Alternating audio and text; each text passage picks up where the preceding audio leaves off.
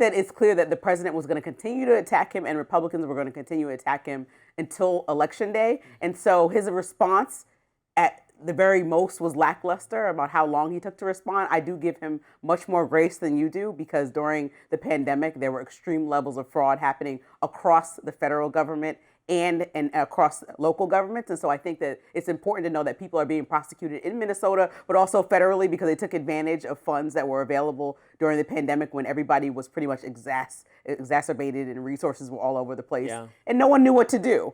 But I think as governor, he did do a lot more than absolutely nothing and not respond to this fraud. That was a drop the ball. He admitted that he dropped the ball, but he talked about paid family medical leave and parental leave. He really pushed that across the aisle in Minnesota, and they have really good, I think, a standard that the rest of the country can look to. And he also did legalize recreational marijuana, which I think was a good thing. So his whole legacy is not trash. That is the And so I think you shouldn't minimize it just because of this incident, even though he did drop the ball. But I think we can point to governors across the country that have a big thing that they could have handled way better. Now, this was a huge incident, but I'm just saying he didn't do absolutely nothing in his entire time in government.